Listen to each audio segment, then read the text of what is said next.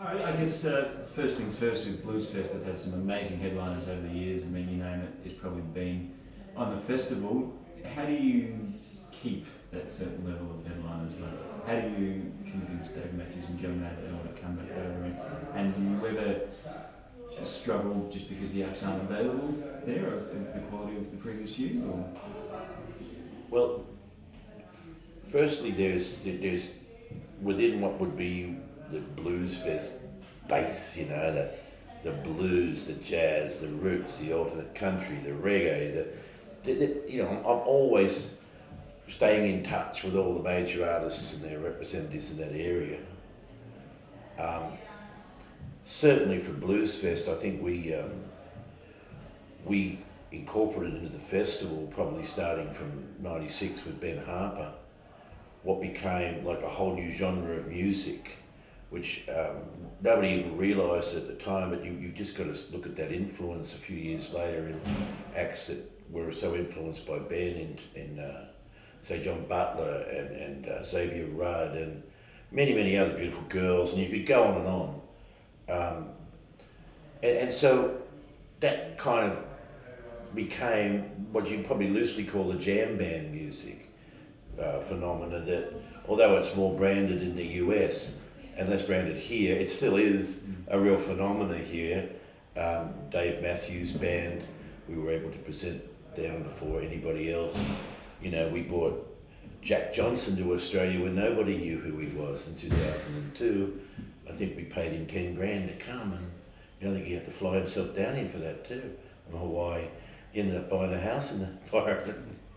But, so there's a whole lot of ways to answer that question, and it's not easy, but one is, I think you develop ears in the business, and you're listening, and if you've been in the game a long time, you can reach back and grab something from the past, like I put on Donovan the other year, or see that someone like Steve Earle has finally hit another purple patch.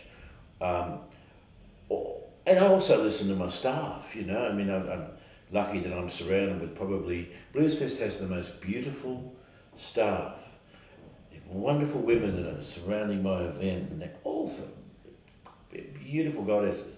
But I listen to them, and so somebody comes to me and they go, "You got to get Devendra Banhart," and I go, "Okay, why?" And we really go into it. Nobody gets a free ticket at Bluesfest. Every act is researched. Of course, artists that are on, like Michael Franti and people like that have just become part of the woodwork almost over the years. Like Michael does one of the best shows in the business. That's something that every festival wants. You want to uplift your audience, and he's got it. He can do that. Ben Harper does too. Dave Matthews does. There's artists like John Mayer, who I decided to time my announcement believing he would have a #1 record in Australia the next week. Now, that's me taking a punt. I mean, it could easily not. And then all of a sudden people go, "Oh, well, you got that one wrong, didn't you?" And I often do. You get the credit when you get it right, and you get kicked up the butt, for a week or two when you get it wrong and it gets forgotten. People go, "Oh, you discovered all these acts," but there's quite a few I've also brought out that are not necessarily household names. You get more remembered for your successes, thankfully, in this life than you do for your failures. But I just went out with the first Bluesfest announcement a few weeks back to just brand our event up for what we are. I think that we are at the cutting edge. We bring out, for our part of the business, the best artists in that area, just like AJ does at Soundwave. I mean, he's just got the best in that area. And I put it out there that we are in ours, but of course, our event doesn't just specialise in one area. I mean, our next announcement will be probably older artists, and yet within all that, people go, "Oh, how do you get them?" Well, you feel like sometimes jumping over their back fence and kicking their Rottweiler in the teeth and, smashing open their back door and go, "Why did you just blow me out?"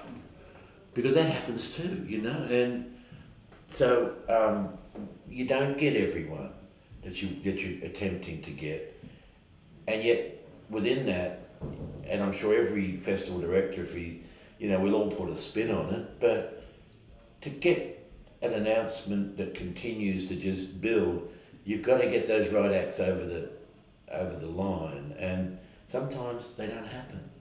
And then it gets down to how good you are, really, at getting it so it's still going to be exciting for the public. And the fact that you didn't get your first choice, or maybe not even your second or even third, but still even your third or fourth choice is something to inspire the people that are going to decide to come to your event.